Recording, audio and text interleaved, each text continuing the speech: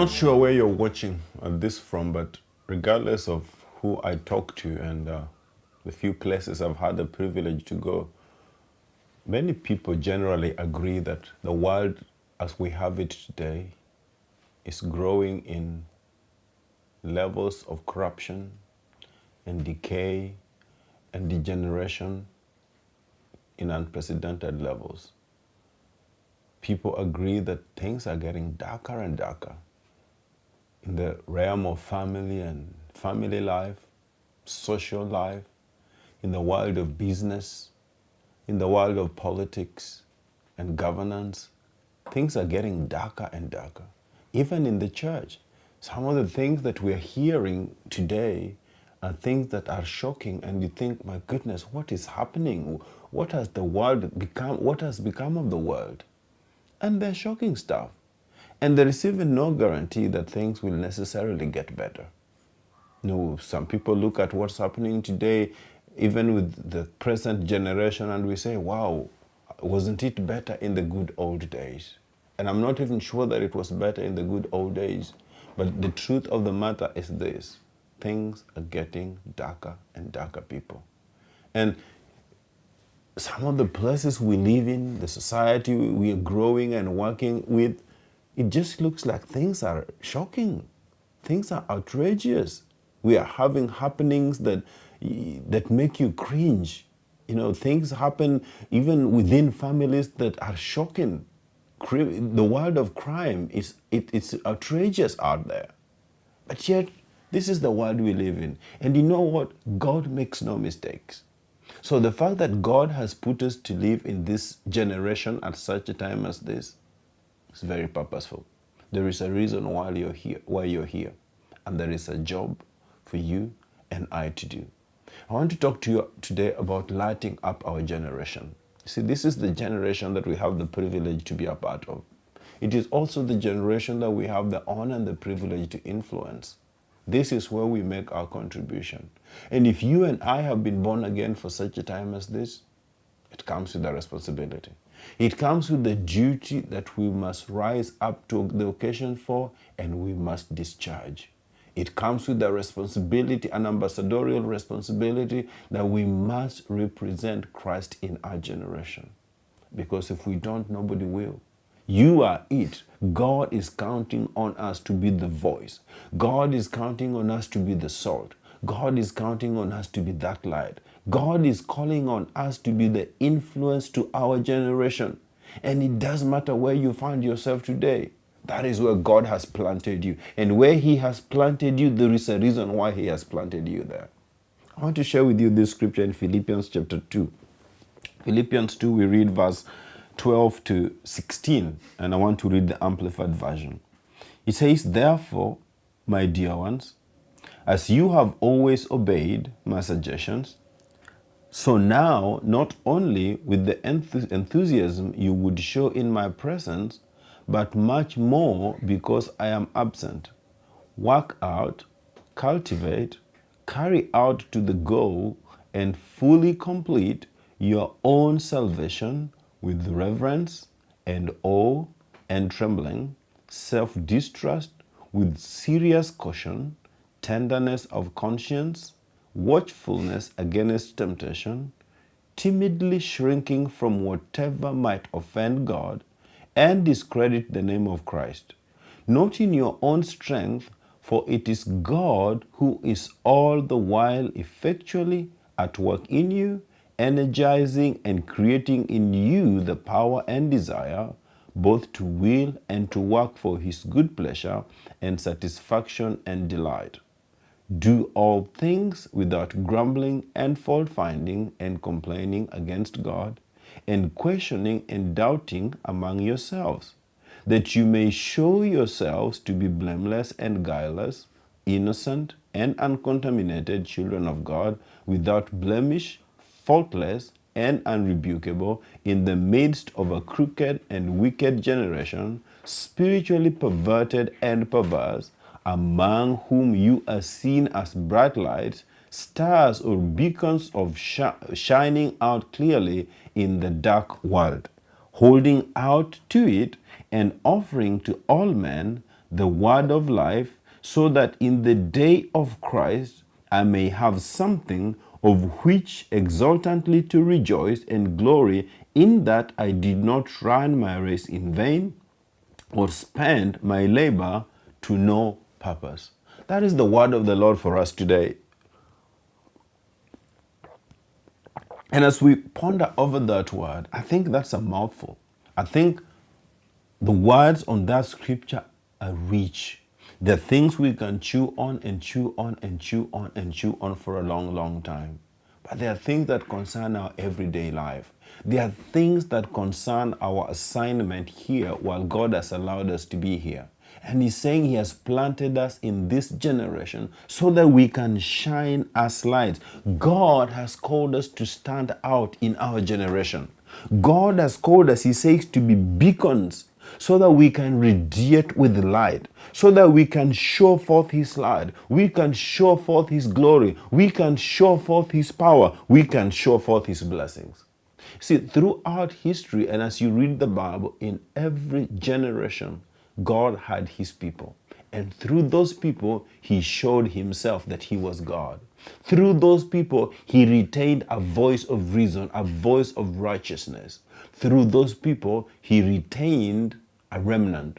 And you and I must make a decision today to be that remnant that will make a difference in our generation. If we don't, our generation will go to the dogs. If we don't, our generation will be corrupted, all of it. You and I must rise up. That is why Esther had to rise up. Esther had to rise up when it was not convenient to rise up. Everybody was timid and coward. But Esther had to rise up and realize she had been appointed and called for such a time as that. That's exactly what Daniel had to do. In a time of compromise, in a time of great risk, in a time of great consequences, where certain actions had great consequences if you are going to stand for what is right. But Daniel stood. Daniel stood for what was right because he knew his God, because he knew he was there for a purpose. He knew his planting in his generation at that particular point was to make a stand for the God of heaven. I'm challenging you, make a stand for the God of heaven. You say, but you don't understand where I live. I probably don't. But that does not change the reason God has put you there. God has put you there to shine. God has put you there to stand for that which is godly. You don't understand the company I work in. And probably you're right, I don't. But in that company needs the radiance of God's glory. That company needs the exhibition of the power of God, of integrity, of sound speech, of uprightness, of good character, of good exemplary behavior. And you're it. You must stand up today. As you walk through, your family may not even be born again. And you're saying, it's difficult, it's hard to live in this family as a lone believer. But the grace of God is upon you. God has graced you for such a time as this to show them what it means to follow Christ. And so when the pressures of tradition and the pressures of culture and the pressures of compromise come, you must call on that grace and realize I'm here on an assignment. I'm here to stand for God. It may be difficult. It may not be popular. It may not be fashionable. You know, we are living in a day where sometimes it's like old-fashioned to say I am born again and I'm a believer and I'm a Christian. But in the light of eternity, what is fashion? It may not be fashionable, but it's what God's called you to do. And if we try to go with the masses and we try to compromise so that we don't stand out, we become lukewarm and we lose our cutting edge, we lose our effectiveness. So we must allow ourselves to be called radicals. We must allow ourselves to be called fanatics, but stand for that which is right. Show the glory of God on the inside of you. We must be men and women of a different spirit. A spirit of excellence, a spirit of passion, a spirit that represents God. We must be passionate about what we believe because there is too much at stake to compromise. We cannot slacken. We cannot draw back. We cannot conform to what is happening in the world today. We cannot conform to the patterns of this world. We've not been called to conform. We've not been called to compromise. And so when the battle is raging, it's not a time to draw back. It's a time to stand for what is right. This generation needs that which is right. This generation needs even just one person. That could be you. That will stand up and say, thus saith the Lord. This is the stand of God. And raise up a standard for the kingdom and let the whole world see that God is still alive. That's why he's got his hand on you. That is why he's called you by his name. That is why he has put his spirit on the inside of you. That's why he has anointed you. That is why he has his angels assigned around and about you to protect you lest anything should harm you. And if you will walk with him, he will walk with you. If you will stand for him, he will stand with you. If you will speak for him, he will speak for you. That is our God. And that is the calling that we have. That in this generation that is going crooked and is perverted and everything is going every other direction except the right way. The church, you must stand for that which is right. That is our calling. Hebrews chapter 10 verse 39. This is what it says, the Amplified Bible. But our way is not that of those who draw back to eternal misery or perdition and are utterly destroyed. But we are of those who believe, who cleave to and trust in and rely on God through Jesus Christ the Messiah, and by faith preserve the soul. So scripture says that by the very nature of us being Christians, you are not by nature of those who draw back. And he says when we draw back, we draw back into perdition. We draw back into destruction. We draw back into misery. Oh, could that be why many believers are miserable? Because we are not living on the cutting edge. We are living a compromised life. We are living a life where anything goes. We are living a life of conforming to the patterns of this world, the fads and the fashions of our time. And we have forsaken our calling to stand out for that which is right. And therefore there is no fulfillment from the Spirit in our hearts. And therefore we are frustrated and we don't enjoy the life. We are not in the world and we are also not enjoying what is in Christianity. Misery. He says, well, anytime we draw back, there is misery. So what do we need to do? We need to keep pressing on. We need to keep demonstrating to the world that we are believers. And there is no two ways to it. We are believers, and we must stand for that which is right. We are not of those who draw back, but we are those who press on. We continue to the saving of our souls. I want to give you one more scripture before we close today, Isaiah 60 verse 1. The Amplified Bible says, arise from the depression and prostration in which circumstances have kept you. Rise to a new life. Shine. Be radiant with the glory of the Lord, for your light has come, and the glory of the Lord has risen upon you. God is commanding us, rise up. There is so much that is putting believers down, causing us to be prostrate and not to rise up and stand for that which we know and have a conviction of.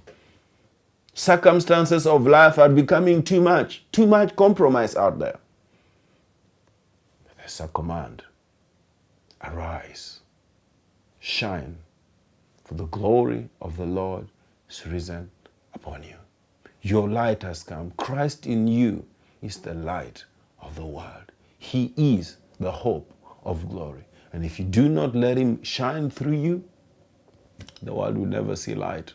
The world will perish in darkness and corruption and decay. You must allow him to shine. You must make a decision today that you will be that light. You will be that voice of righteousness, of integrity, of corruption-free life, and declare the goodness of God to your generation. Arise and shine.